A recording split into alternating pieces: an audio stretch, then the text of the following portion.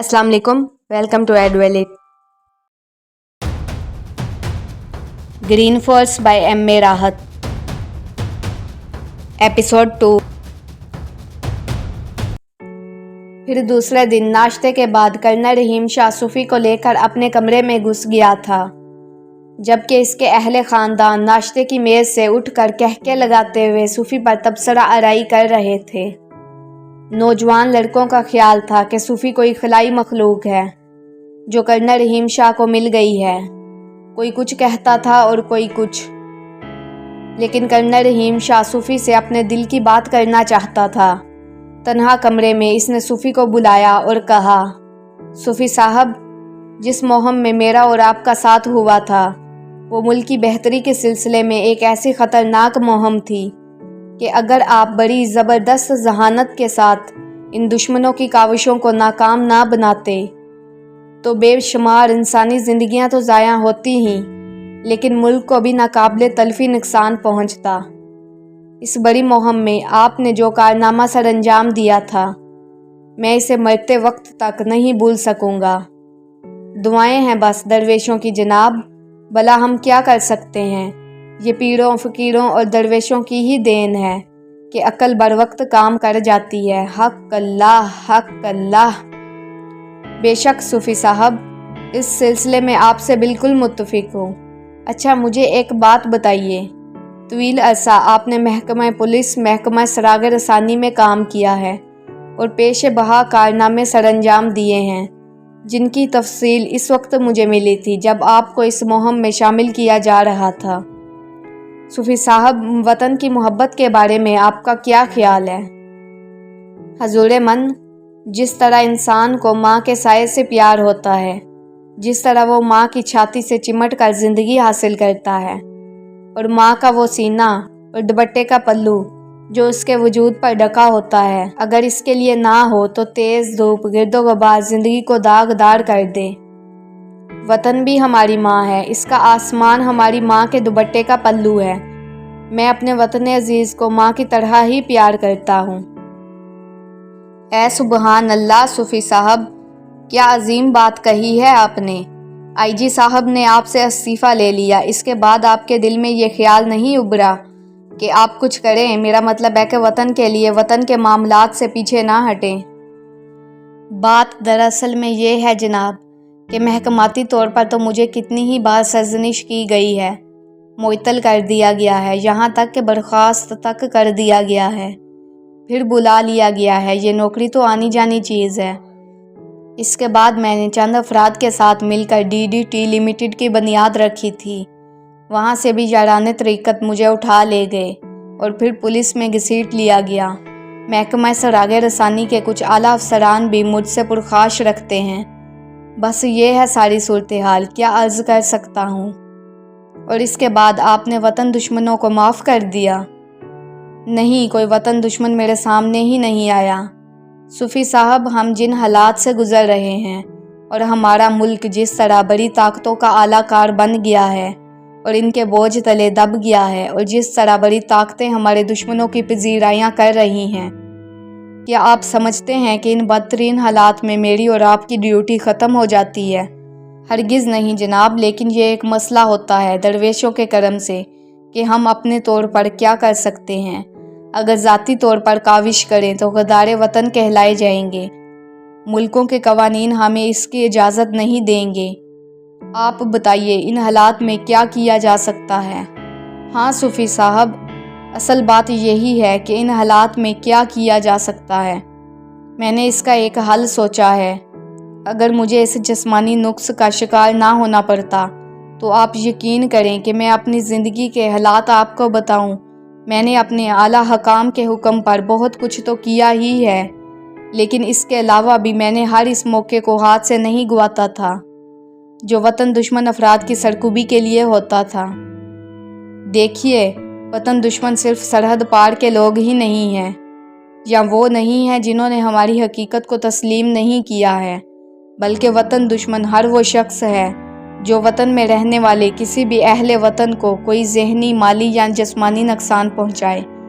منشیات فروش یا قومی راز بیچنے والے، ہر اسمگلر، چور یا ڈاکو ان میں سے ہر شخص وطن دشمن ہے۔ آپ یہ سمجھ لیجئے کہ ہر شخص وطن کا مقروض ہے، اور وہ ایسے وطن دشمنوں کو جو کسی بھی ایک فرد کے لیے نقصان کا باعث بنے گرفتار کروائے تو گویا اپنا فرض پورا کرتا ہے۔ صحیح فرمایا آپ نے درویشوں کے کرم سے۔ صوفی صاحب، وقت نے مجھے میرے منصب سے ہٹا دیا، مگر میرا دل ہر وقت اس احساس سے تڑپتا رہتا ہے کہ کاش میں وطن کی خدمت کر سکتا۔ صوفی صاحب، تھوڑا سا معذور ہو گیا ہوں، تنہا ذہن کچھ نہیں کر سکتا۔ آپ سے ملاقات ہوئی تو حوصلہ بڑھ گیا ہے۔ میں کچھ تجاویز پیش کرنا چاہتا ہوں۔ ارشاد، صوفی نے دلچسپی سے کہا اور پان کی ایک گلواری نکال کر منہ میں رکھی۔ میں ایک ایسی آرگنائزیشن بنانا چاہتا ہوں جو خفیہ طور پر وطن دشمنوں کے خلاف کام کرے۔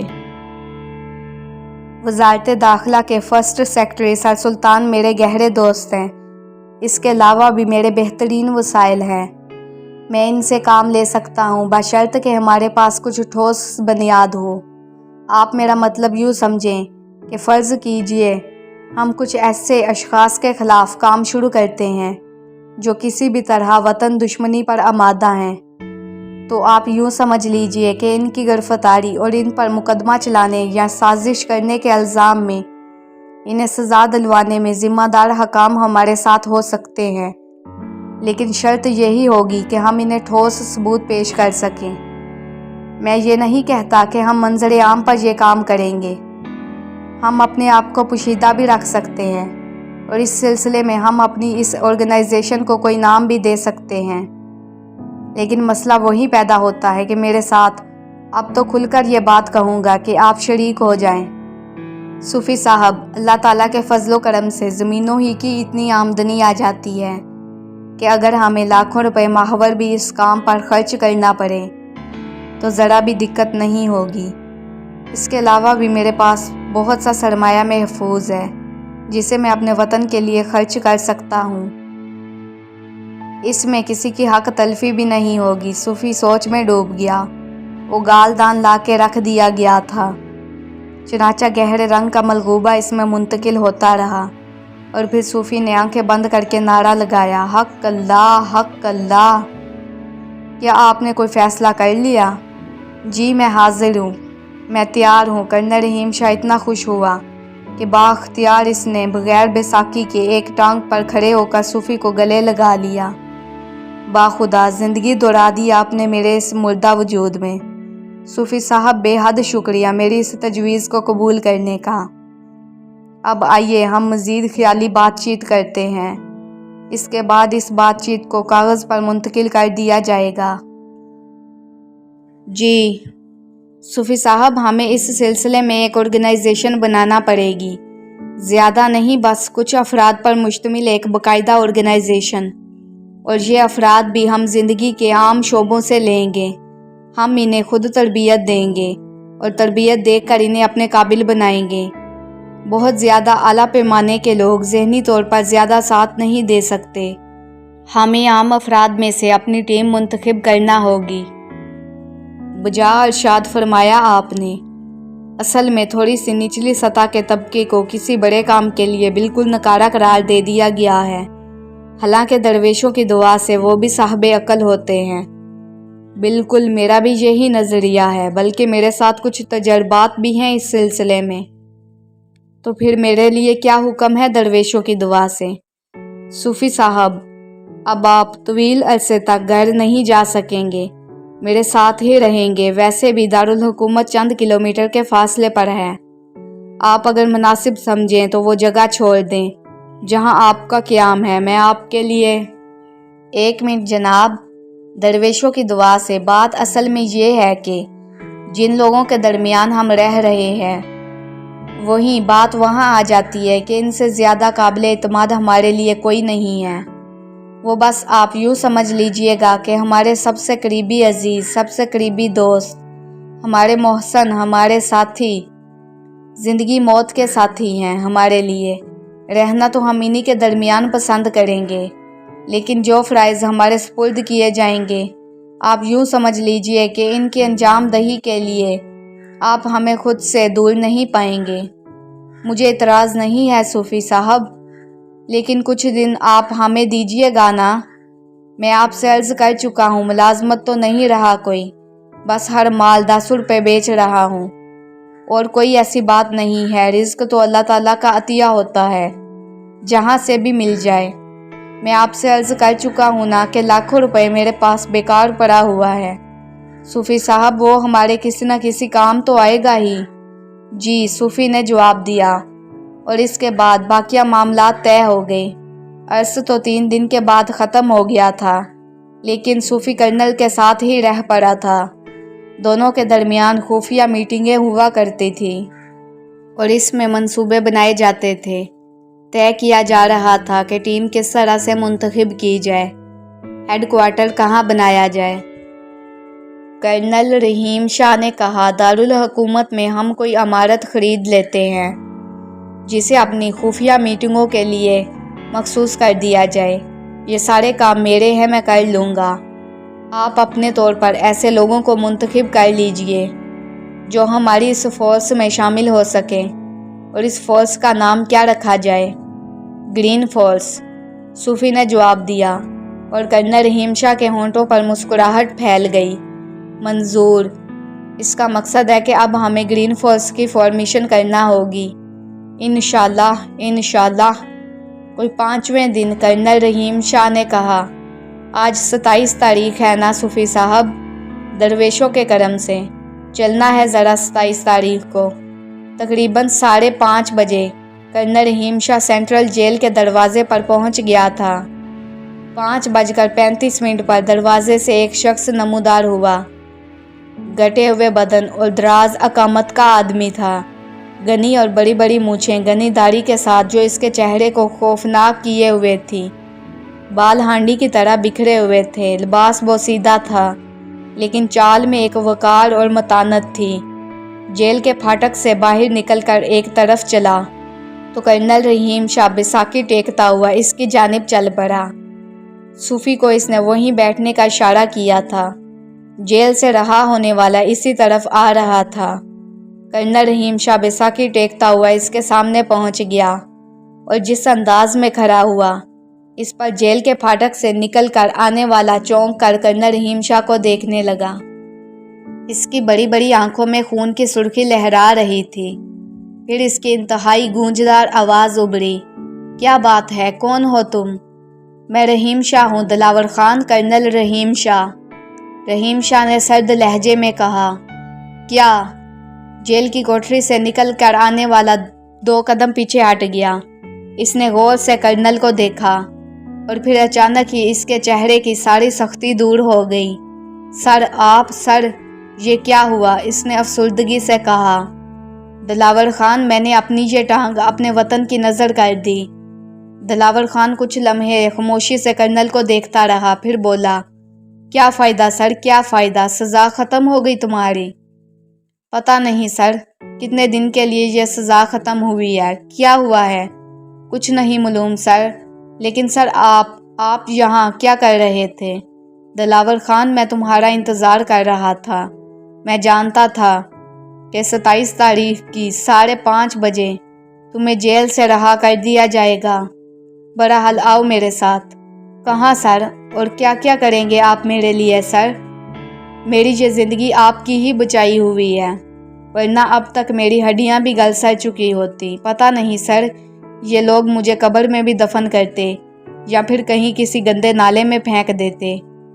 آپ نے میری سزائے موت کو قید میں تبدیل کروایا۔ سر، یہ بات مجھے اچھی طرح معلوم ہے، لیکن مجھے کوئی فائدہ نہیں ہوا۔ آپ یقین کریں سر، میرا بیان آج بھی وہی ہے جو میں نے عدالت میں دیا تھا۔ کرسی عدالت میں بیٹھے ہوئے جج نے گواہوں اور ثبوتوں کی بنیاد پر تمہارے لیے سزا کا اعلان کیا تھا، لیکن میں تمہارے بیان کو سچ سمجھتا تھا، اس لیے میں نے پہلے اپنے طور پر مدافعت کی۔ جب اپنی کاوشوں میں ناکام ہو گیا تو پھر فوجی پیمانے پر اپنے اختیارات سے کام لیتے ہوئے میں نے تمہاری اس سزائے موت کو سزائے قید میں تبدیل کرایا۔ مگر آپ مجھ سے نہیں ملے سر۔ مجھے تو یہ تمام تفصیلات معلوم ہو گئی تھیں، لیکن جیل کے حکام میرے لیے سزائے موت ہی چاہتے تھے، اور میرے وہ دشمن بھی جنہوں نے مجھے اس جال میں پھنسایا تھا۔ میں نے لاکھ کوشش کی، کس کی خوشامد نہیں کی۔ ایک بار مجھے اس نیک فرشتے سے ملوا دو جس کا نام کرنل رحیم شاہ ہے۔ میں اس سے دل کی کچھ باتیں کرنا چاہتا ہوں، مگر کرنل صاحب نہیں ہو سکا۔ تمہارے وہ دشمن ملکی نہیں غیر ملکی لوگ تھے، ان کا تعلق پڑوسی ملک سے تھا، اور جب میں نے ان پر کمنڈ ڈالی تو وہ کم بخت فرار ہو گئے۔ میں انہیں نہیں پکڑ سکا، جس کا مجھے افسوس ہے۔ اور ان کے بارے میں آپ کیا کہتے ہیں کرنل صاحب، جنہوں نے نہ جانے کس لالچ میں میرے خلاف گواہی دی تھی؟ خیر، میرے سامنے ابھی بھی دنیا پڑی ہے۔ آپ کو نہیں معلوم کرنل صاحب، جس دن میں گرفتار ہوا اس دن میں نے کسی کے سامنے ایک قسم کھائی تھی۔ نہیں دلاور خان، مجھے معلوم ہے۔ تم نے اپنی بیوی سے کہا تھا کہ قدرت نے تمہیں بیٹی کا باپ بنا دیا ہے، اور جب قدرت کسی کو بیٹی دیتی ہے تو گویا وہ اس پر مہربان ہوتی ہے، وہ اسے برائیوں کے راستے سے ہٹانا چاہتی ہے اور باور کراتی ہے کہ وہ معاشرے کا ایک ذمہ دار شخص ہے، ایک بیٹی کا باپ ہے۔ اسے ایک ایک قدم پھونک پھونک کر اٹھانا ہوگا۔ تم نے اپنی بیوی سے وعدہ کیا تھا کہ آج کے بعد تم برائیوں کے راستے چھوڑ دو گے۔ یہی بات کہنا چاہتے ہو نا تم؟ کرنل رحیم شاہ نے کہا، اور دلاور خان کا چہرہ انگارے کی طرح سرخ ہو گیا۔ پھر اس کی آنکھوں سے گرم گرم آنسوؤں کا سیلاب بہہ نکلا۔ کیسے معلوم ہوئی آپ کو یہ بات؟ کیسے معلوم ہوئی؟ مجھے بتائیے۔ آؤ میرے ساتھ، آؤ میرے ساتھ۔ تم نے پہلے بھی ایک بار مجھ پر اعتماد کیا تھا دلاور خان۔ آؤ، آج بھی ایک بار مجھ پر اعتماد کر لو۔ آ جاؤ۔ دلاور خان روتا ہوا کرنل کی جیپ تک پہنچا تھا، اور اس کے بعد کرنل نے صوفی کو ایک پتہ بتایا تھا۔ صوفی اس پتے پر چل پڑا تھا۔ دلاور خان بعد دستور رو رہا تھا۔ روتے روتے اس نے کہا، بڑے شریف گھرانے سے صاحب جی تعلق تھا اس کا، بڑے شریف گھرانے سے تعلق تھا۔ بہت غریب تھے وہ لوگ۔ بس ایک بار اس کے غیرت مند باپ نے مجھے گالی دے دی۔ ہم سے کہا کہ حرامی کے پلے بڑے، دوبارہ تم نے میری بیٹی کی جانب آنکھ اٹھا کر بھی دیکھا تو تیری ساری بدماشی خاک میں ملا دوں گا۔ صاحب جی، کبھی نہیں سنی تھی ہم نے اتنی بڑی گالی، جو ہماری ماں تک پہنچ جائے۔ ماں باپ تو بچپن میں ہی مر چکے تھے ہمارے۔ بس صاحب جی کھوپڑی گھوم گئی، ورنہ سچی بات یہ ہے کہ ہم نے جمیلہ کو بری نگاہ سے نہیں دیکھا تھا۔ اچھی لگی تھی ہمیں بس وہ، اور ہم ہمدردی سے اس سے بات چیت کر لیتے تھے۔ پر بابا جی بالکل غلط سمجھے، گالی دے ڈالی۔ بس اٹھا لائے ہم جمیلہ کو، ڈال دیا اپنی ایک کچھار میں۔ بابا جی سر پٹک کر مر گئے۔ پولیس تھانہ سب کچھ کیا انہوں نے، پھر بدنامی کے ڈر سے دونوں میاں بیوی نے زہر کھا لیا۔ بڑا دکھ ہوا تھا جی ہمیں ان کی موت سے۔ جمیلہ کو ہم نے نہیں بتایا، بس پھر ہم نے اس سے نکاح کر لیا۔ کبھی اس نے ہماری طرف محبت کی نگاہ سے نہیں دیکھا۔ ماں باپ کی موت کے بعد ہم سے نفرت کرنے لگی۔ پھر تقدیر نے ہمیں بیٹی دی تھی، اور اس کے بعد جمیلہ نے ہم سے سمجھوتا کر لیا۔ کہنے لگی دلاور بیٹی کا باپ بن گیا ہے، خدا کے غضب سے ڈر۔ صاحب جی بس اس دن ڈر گئے، اور جو ڈر گیا سو مر گیا۔ ہم بھی مر گئے صاحب جی۔ قسم کھائی تھی اس کے سامنے کہ ٹھیک ہے جمیلہ، اب غلط کام نہیں کریں گے۔ بس صاحب جی غلط کام نہ کرنے پر پکڑے گئے۔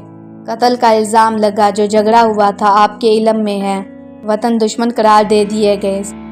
صاحب جی قدرت نے آپ سے ملایا، معاملہ آپ سے متعلق تھا، اور اللہ نے آپ کو ایک نیک دل دیا تھا، ورنہ کون کسی کی آگ میں جلتا ہے۔ اور ان لوگوں نے بڑا برا سلوک کیا ہمارے ساتھ۔ ہزاروں بار ہم نے جعفر سے کہا کہ بھائی ہماری بیوی ہم سے ملا دو، کوئی نہیں ہے ہمارے سوا اس کا دنیا میں، میری بچی کی شکل مجھے دکھا دو۔ لیکن 7 سال ہو گئے صاحب جی، انہوں نے ہمارے ساتھ انصاف نہیں کیا۔ آپ خود سوچو جی، جسے اپنی بیوی اور بچی کا کچھ پتہ نہ ہو، جس نے شرافت کے راستوں کی جانب قدم اٹھایا ہو اور اس سے موت کی سزا ملی ہو، پھر تقدیر نے اسے زندگی دے دی ہو، اور اس کے بعد رہائی بھی مل گئی ہو، تو صاحب جی اس کا اندر اس سے کیا کہے گا؟ آپ خود میرے کو بتا دو۔ بس صوفی صاحب، وہ بائیں ہاتھ لے کر سامنے والی عمارت کے سامنے روک دیجئے۔ کرنل رحیم شاہ نے کہا، یہاں چھوٹے چھوٹے گھر بنے ہوئے تھے، کسی کنسٹرکشن کمپنی نے یہ گھر بنائے تھے۔ 2 کمروں پر مشتمل یہ سستے گھر اوسط درجے کی آمدنی والے لوگوں کے لیے تھے۔ گھر نمبر 26 کے سامنے کرنل رحیم شاہ نے جیپ رکوا لی اور بولے، آؤ دلاور صاحب جی، آ جاؤ یار آؤ۔ कर्नल ने बैसाखी टुका कर नीचे उतरते हुए कहा। दिलावर ने इन्हें सहारा दिया। सूफी खामोशी से ये सारे मंजर देख रहा था। दिलावर खान कर्नल रहीम शाह को सहारा देकर घर के दरवाजे तक पहुंचा। कर्नल ने घंटी बजाई तो सूफी ने एक औरत की झलक देखी। इसके बाद दिलावर खान घर के अंदर दाखिल हो गया और कर्नल वापस पलटकर जीप में आ बैठा। थोड़ी देर इंतज़ार करेंगे सूफी साहब, ये वापस आएगा। कहानी तो हमने सुन ली थी दरवेशों के करम से, फिर अंदर कौन था? इसकी बीवी और बच्ची। यार वो बेगुनाह थे, जिस इल्ज़ाम में इसे फंसाया गया था इसने वो जुर्म नहीं किया था। इत्तेफाक की बात यह कि मामला फौजी अदालत में आ गया था। मेरे इल्म में आया तो मैंने ज़रा सी छानबीन कर डाली। मैंने इसे सजाए मौत से बचा लिया। जुर्म तो इसने बड़ा हल किया था थोड़ा बहुत, लेकिन जो इल्ज़ाम इसकी मौत का बाइस बन रहा था वो इस पर साबित नहीं हुआ था, बल्कि ये कहकर मैंने इसे क्लियर कर दिया था। चनाचा इससे सिर्फ सज़ा भुगतनी पड़ी। इस दौरान मैं इसकी बीवी और बच्ची को साथ ले आया। चनाचा मुझे पूरी तफसील मालूम हो गई थी। इसके बाद वो यहाँ रहती है। अभी वो थोड़ी देर के बाद आएगा, मेरा शुक्रिया अदा करेगा, बस इसके बाद चलेंगे। और ऐसा ही हुआ। कोई 20 मिनट के बाद दिलावर वापस बाहर आया और रोता हुआ कर्नल के इकलौते पैर से लिपट गया। क्या करूं जी, क्या करूं? मुझे बताओ क्या करूं आपके लिए, कैसे आपके एहसान का सिला दूं? देखो दिलावर, दुनिया का कोई काम बेमकसद और बेलूस नहीं होता। मैं तुमसे खुलकर एक बात कहूं, मैंने ये सब कुछ जो किया है अपनी एक गरज से किया है। मेरा तुमसे एक काम है, 10 दिन का टाइम देता हूं तुम्हें। 10 दिन के बाद यहीं आकर तुमसे मिलूंगा और तुम्हें अपना काम बता दूंगा। जमीला के पास रकम है, मैं इसे दे चुका हूँ, लेकिन इसके बावजूद ये अमली फ़ोन नंबर रख लो। अगर किसी चीज़ की ज़रूरत पेश आए या तुम्हें कोई उलझन पेश आए तो मुझे फ़ोन करके बता देना, सब ठीक हो जाएगा। यहाँ से जाना नहीं कहीं तुम, मेरे मकरूज़ हो और मुझे तुमसे अपना कर्ज वसूल करना है। कब्रिस्तान भी नहीं जाएंगे साहब आपकी इजाज़त के बगैर। हम बुरे लोगों में एक ही अच्छी बात होती है, प्यार करते हैं किसी से तो जान से ज़्यादा करते हैं। कहीं नहीं जाएंगे साहब, आपके हुक्म के बगैर कहीं नहीं जाएंगे। चलिए सूफ़ी साहब, कर्नल रहीम शाह ने कहा और सूफ़ी ने जीप स्टार्ट करके आगे बढ़ा दी। कर्नल मुस्कुराते हुए बोला, हमारी ग्रीन फोर्स का पहला मेंबर।